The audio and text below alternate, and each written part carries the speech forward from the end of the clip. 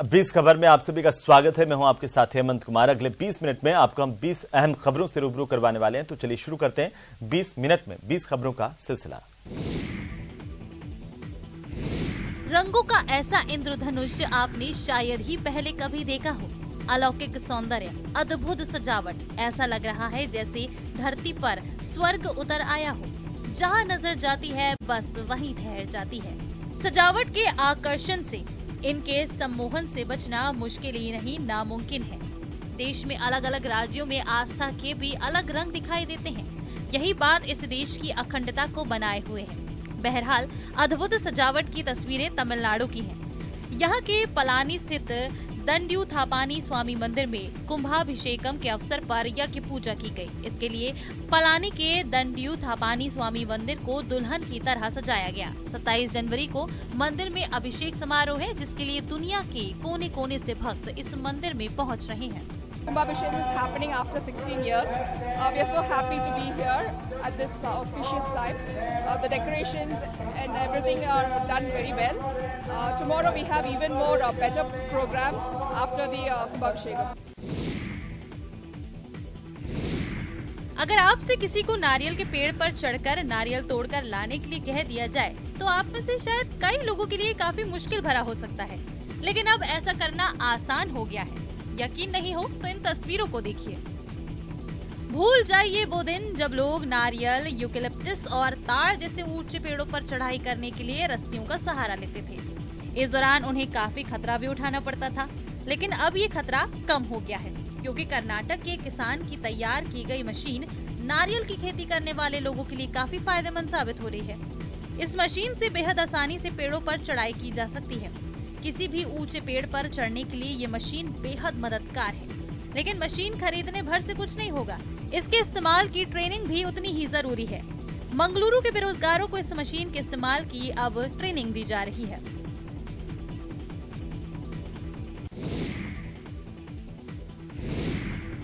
जैसलमेर की कला और संस्कृति से लोगों को रूबरू कराने की पूरी तैयारी हो चुकी है। फेस्टिवल में ज्यादा से ज्यादा सैलानियों को इनवाइट करने के लिए शासन प्रशासन भरपूर प्रयास कर रहा है।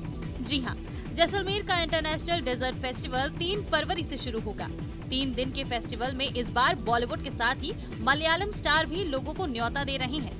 धर्मेंद्र, डिम्पल कपाड़िया और कृति सेनन के बाद अब मलयालम सुपरस्टार मोहनलाल ने फेस्टिवल में आने के लिए इनवाइट किया है। सुपरस्टार मोहनलाल ने एक वीडियो जारी किया है, जिसमें वो फेस्टिवल को अमेजिंग इवेंट बताते हुए सभी को इसमें हिस्सा लेने की अपील करते नजर आ रहे हैं। I am currently shooting at Jaisalmer. If you happen to be here in the first week of Feb, don't miss the Mahotsav. That starts on the 3rd and goes on till the 5th February. जिला प्रशासन ने इस video को भी अपने सभी platforms पर लगवाया है, ताकि ज्यादा से ज्यादा फेस्टिवल का प्रचार हो और साउथ इंडिया से भी सैलानी इस फेस्टिवल को देखने जैसलमेर आए।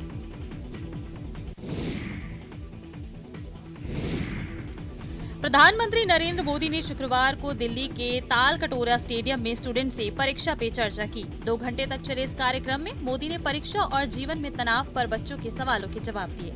पीएम मोदी ने छात्रों को जीवन में सफल होने के लिए खास मंत्र भी दिया।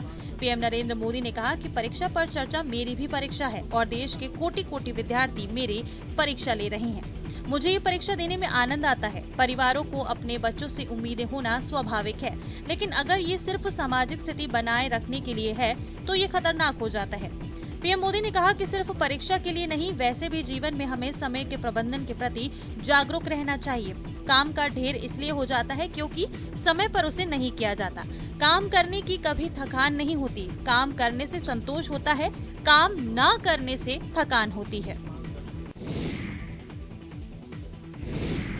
झारखंड के दुमका में वन विभाग वन कर्मियों और एसएसबी जवानों को विषैले सांप पकड़ने की ट्रेनिंग दे रहा है। दरअसल जंगल और पहाड़ से घिरे दुमका में कई प्रजाति के सांप पाए जाते हैं, जिसे देखकर लोग भयभीत हो जाते हैं। ऐसे हालात से निपटने के लिए वन विभाग की ओर से 3 दिवसीय कैंप का आयोजन किया गया, जहां ट्रेनर ने विषैले सांपों को पकड़ने की ट्रेनिंग दी। इस दौरान कोबरा और रसेल वाइपर जैसे सांपों को पकड़ने के गुर बताए गए। वहीं सांप के काटने पर प्राथमिक उपचार के साथ सांपों का रेस्क्यू करने के बारे में भी जानकारी दी गई। आप तस्वीरों में देख सकते हैं कि वन कर्मी और एसएसबी के जवान किस तरीके से रेस्क्यू करने की तरकीब सीख रहे हैं। दुमका जिला वन, जंगल और पहाड़ से घिरा हुआ है, इसलिए कई प्रजाति के सांप यहाँ पाए जाते हैं। अजगर, कोबरा जैसे विषैले सांप ग्रामीण इलाकों में निकलने की सूचना मिलती रहती है। ऐसी स्थिति में वन विभाग को सूचना दी जाती है, लेकिन वो विभाग में नौकरी करने वाले सांप पकड़ने के लिए एक्सपर्ट नहीं होते।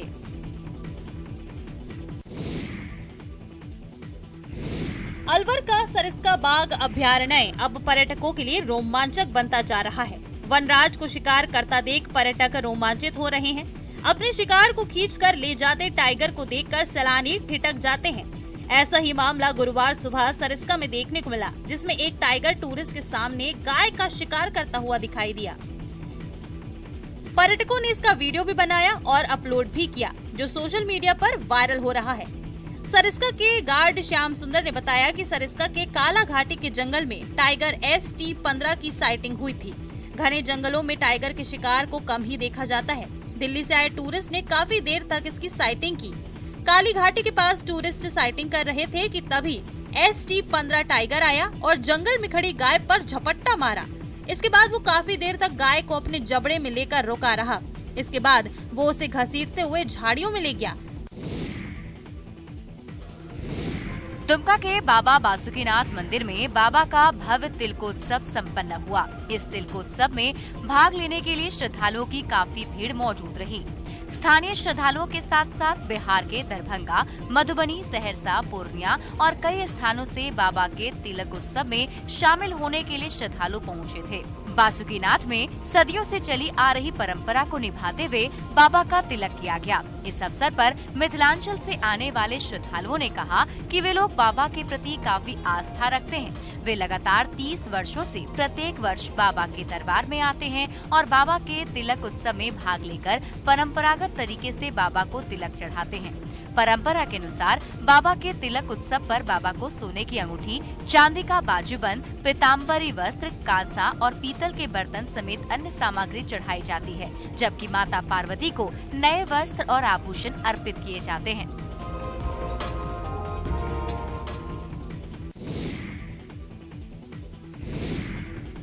अलग अलग परिवारों की दुल्हनें, अलग अलग परिवेश के दूल्हे, लेकिन 7 फेरे एक ही जगह और एक साथ हुए। हजारों लोग इस पल के साक्षी बने। तस्वीरें राजसमंद भीलवाड़ा बॉर्डर पर स्थित सातलियास के सावरिया सेठ मंदिर की है, जहां शुक्रवार को 151 जोड़ों का सामूहिक विवाह समारोह आयोजित हुआ। सावलिया सेठ मंदिर परिसर में दरीबा के भामाशाह रतनलाल अहीर ने सामूहिक विवाह का आयोजन किया। इसमें राजसमंद और भीलवाड़ा जिले के 151 जोड़ों ने शिरकत की। इस समारोह में कई गणमान्य नागरिकों ने शिरकत की। सावरिया सेठ मंदिर में सामूहिक विवाह समारोह का आयोजन हुआ, जिसमें रतनलाल अहीर ने सभी जोड़ों को पूर्ण रूप से सम्मानित किया। वह पूर्ण रूप से दान दहेज देकर उन्हें विदा किया। झुंझुनू के चिड़ावा क्षेत्र में इन दिनों शादियों में दूल्हा दुल्हन और शादी में आने वाले मेहमानों और बारातियों को अनूठी शपथ दिलाई जा रही है। ये शपथ इन दिनों खासी चर्चा में है। दरअसल कुछ सामाजिक कार्यकर्ताओं ने एक अनूठी पहल शुरू की है। ये लोग शादियों में जाकर लोगों को थाली में उतना ही भोजन लेने की अपील कर रहे हैं जितना वो खा सकें। राहत की बात यह है कि इस मुहिम के सकारात्मक परिणाम भी सामने आ रहे हैं। सचमुच शादी ब्याह में कुछ लोग थाली भर लेते हैं लेकिन खा नहीं पाते, जिससे न केवल बदबू हो जाती है बल्कि गंदगी से बीमारियां भी फैलती हैं। शादी में भोजन छोड़कर हम अन्नदाता और धरती माँ का अपमान करते हैं। इससे बेहतर क्या ये नहीं कि शादियों में बचे भोजन को किसी जरूरतमंद की थाली तक पहुँचाया जाए। योग के ये आसन देखिए, है ना कमाल के। इसे यूं ही नहीं पाया जाता, इसके लिए कठिन साधना करनी पड़ती है, पर इतनी नहीं कि आप घबरा जाएं। यकीन नहीं तो MP के सतना जिले की 13 वर्षीय छात्रा से पूछ लीजिए, जिसने योग में अपनी खास पहचान बनाई है। अब इस मासूम को लोग रबर की गुड़िया के नाम से जानते हैं। इस छात्रा ने CM के सामने मंच पर अपनी योग कला का ऐसा प्रदर्शन किया कि वो भी दंग रह गए। महज 13 साल की उम्र में कृपा मिश्रा ने देश प्रदेश में 12 गोल्ड और 2 सिल्वर मेडल हासिल कर सतना का नाम रोशन किया है। बड़ी बात यह है कि छात्रा के गुरु कोई और नहीं बल्कि उनके दादाजी हैं। मैं योगा की डेली प्रैक्टिस करती हूँ, सुबह 2 घंटे, शाम को 2 घंटे करती हूँ। और जब मेरे दादाजी यहाँ पर योगा की क्लास लेते थे, वहाँ पर धीरे धीरे मुझे प्रैक्टिस कराते कराते सुबह शाम डेली यहाँ पर। प्राकृतिक क्षमताएं सबके पास अलग अलग होती हैं। बच्चे बहुत हैं, अलग अलग तरीके से सभी अपना अपना जो है कार्य करने की कोशिश करते हैं। उनसे मैंने पूछा कि भाई इसका सिस्टम क्या है और सिलेबस वगैरह, तो उन्होंने दिया। नागौर जाके उसमें पार्टिसिपेट किया, इसने अपना मेडल उठाया।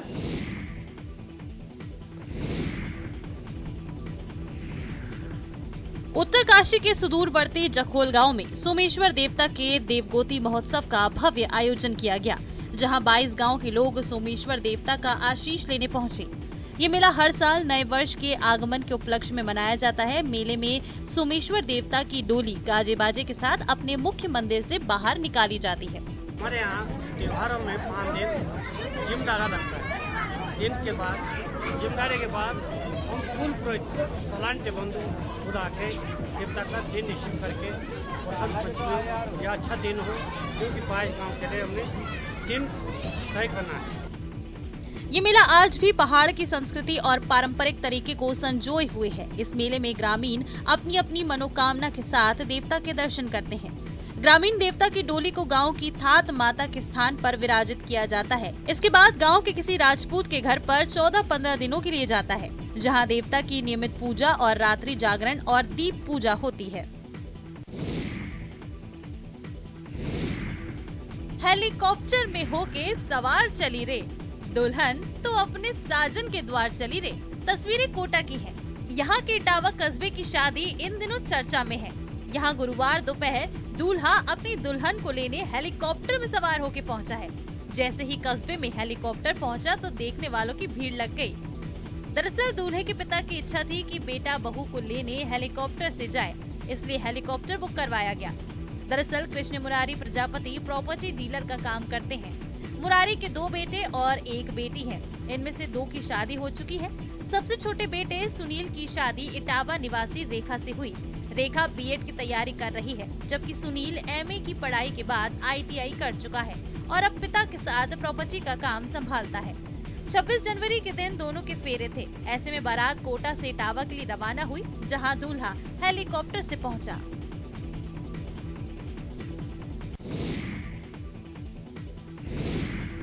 बर्फ पर फिसलने के रोमांच को शब्दों के जरिए बयान नहीं किया जा सकता है। बर्फ पर फिसल कर ही आप इस रोमांच को महसूस कर सकते हैं। वैसे सर्दियों का मौसम शुरू होते ही जम्मू कश्मीर, हिमाचल प्रदेश और उत्तराखंड बर्फ की सफेद चादर से ढक जाता है।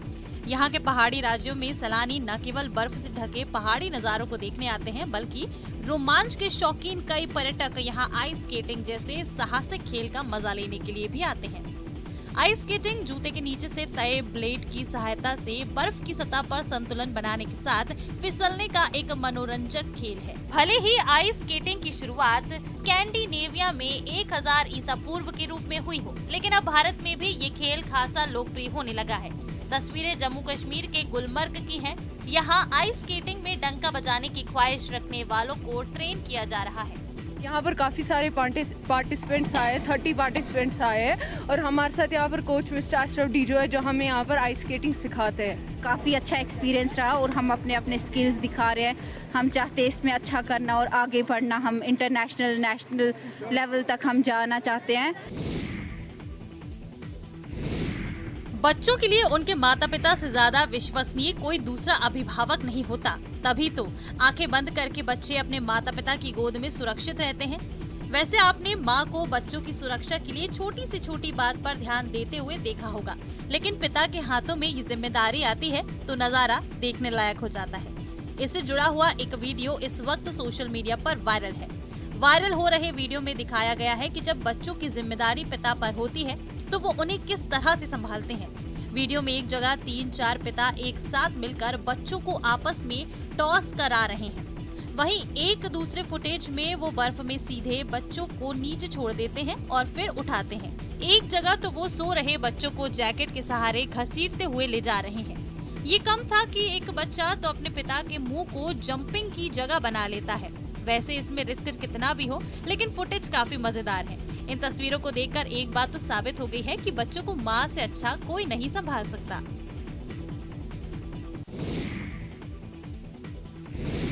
सेहत और फिटनेस पर ध्यान देना बेहद जरूरी होता है। इसके लिए अच्छे खान पान के साथ कसरत भी बेहद जरूरी होती है, जिसके लिए लोग जिम जाकर घंटों पसीना बहाते हैं। लेकिन कई बार ये काम बेहद बोरिंग भी हो जाता है, जिसके चलते बहुत से लोग जिम जाना छोड़ देते हैं। लेकिन अगर यही बोरिंग काम क्यूट अंदाज में किया जाए तो मस्ती के साथ सेहत बनाई जा सकती है। सोशल मीडिया पर ऐसा ही एक वीडियो वायरल हो रहा है, जहां दादा और नन्ही पोती का जिमिंग कॉकटेल आपका दिल लूट लेगा। दरअसल सोशल मीडिया पर एक वीडियो तेजी से वायरल है, जिसमें एक बुजुर्ग पीठ पर एक बच्चे को बैठाकर पुशअप्स कर रहे हैं। वीडियो एक जिम का है और शख्स की पीठ पर बैठी बच्ची उसकी पोती है। दादा पोती की इस जिमिंग जोड़ी को सोशल मीडिया पर खूब प्यार भी मिल रहा है। दादा पोती की ये जोड़ी पुशअप्स कर लोगों के दिन भर की थकान को दूर करने का काम कर रही है। ये वीडियो लोगों को बेहद पसंद आ रहा है।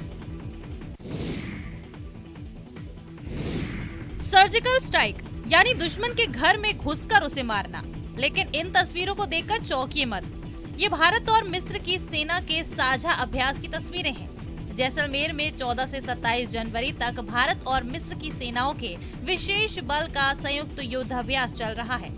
सैन्य अभ्यास में एंटी आतंकवाद, ट्रेस करना, अटैक करना और दूसरे विशेष अभियानों को भी शामिल किया गया है। इस दौरान एक खास तरीके की सर्जिकल स्ट्राइक भी एक्सरसाइज की गई है। लड़ाकू हेलीकॉप्टर के साथ सैनिकों ने कई ऑपरेशंस को अंजाम दिया। इस दौरान दोनों सेनाओं ने युद्ध की परिस्थितियों का ड्रिल किया। लड़ाकू हेलीकॉप्टर के साथ हेलबॉर्न ऑपरेशन भी किया गया। इस ऑपरेशन से जमीन पर उतरे जवानों ने आतंकियों को चंद सेकंड्स में ही ढेर कर दिया। इस 14 दिन के युद्धाभ्यास का नाम साइक्लोन 1 रखा गया। इस जॉइंट एक्सरसाइज का टारगेट दोनों देशों के बीच रक्षा सहयोग को बढ़ावा देना है। दोनों देश की सेनाओं के 150 के करीब जवान आपसी तालमेल, संचालन और प्रोफेशनल स्किल को एक दूसरे से साझा कर रहे हैं। सर्जिकल स्ट्राइक के साथ साथ आतंकियों से निपटने के गुर सीख रहे हैं। ये पहला मौका है जब दोनों देशों की सेना कोई सैन्य एक्सरसाइज साथ कर रही है। क्या पूजा में चंदा नहीं देने पर लोगों की जान ली जा सकती है? हैरान रह गए ना? लाजमी भी है, लेकिन बिहार के नालंदा में ऐसा ही हुआ। चंदा नहीं देने पर कुछ लोगों ने 2 लोगों की पीट कर हत्या कर दी। इस वारदात के बाद इलाके में हड़कंप मच गया। सूचना मिलने के बाद पुलिस मौके पर पहुंची और मामले की जांच शुरू की। पुलिस के मुताबिक इस मामले में एक आरोपी को गिरफ्तार कर लिया गया है। घटना के संबंध में जानकारी देते हुए एएसआई चुनचुन दास ने बताया कि कुछ लोगों ने सरस्वती पूजा के लिए इन दोनों व्यक्तियों से चंदा मांगा। चंदे के लिए 1000 रुपए मांगे गए थे। चंदा नहीं देने पर बहस हुई। इसके बाद मारपीट शुरू हो गई और फिर वो हुआ जिसकी किसी को उम्मीद नहीं थी। तिरदला थाना में सूचना मिली कि विजयपुर गांव में लोग गांव नदी से नहा धोआ करके जा रहा था। श्राद्ध कर्म उसके घर में था और घर जाने के क्रम में विजयपुर गांव के पास जो है कुछ लड़के लोग जो है सरस्वती पूजा का चंदा को लेकर के इन लोग से चंदा मांगा गया, जिसमें ये लोग देने के लिए भी तैयार था, लेकिन वो लोग कह रहा था कि 1000 रुपया दो तभी हम लोग छोड़ेंगे। इसी पर बाताबाती हुआ और मारपीट हुआ। पुलिस की टोपी या पुलिस के खाकी कलर का मिलता जुलता पैंट या खाकी कलर का जैकेट पहन लेते थे, जिससे आम नागरिकों को ये समझ में आता था कि ये पुलिस वाले हैं। फिर ये उनके भ्रम में धोखा देकर और ये अवसर पा करके चोरी और लूट की घटना कर लेते थे। ट्रेन यात्री एक बार और सुन ले, सफर के दौरान हर खाकी वाला पुलिस नहीं होता। कई शातिर पुलिस की वर्दी पहनकर भी वारदात को अंजाम दे जाते हैं। उत्तर प्रदेश के कानपुर जीआरपी ने गैंग के सरगना सहित 5 चोरों को गिरफ्तार किया है। ये चोर ट्रेन में पुलिस की वर्दी पहनकर मौका पाते ही यात्रियों का सामान चोरी कर लिया करते थे। गिरोह के सरगना संतोष पांडे पर पहले से 17 चोरी के मुकदमे दर्ज हैं। पुलिस ने चोरों के पास से चोरी का सामान जब्त किया है। इसमें मोबाइल फोन, कैश और गहने शामिल हैं।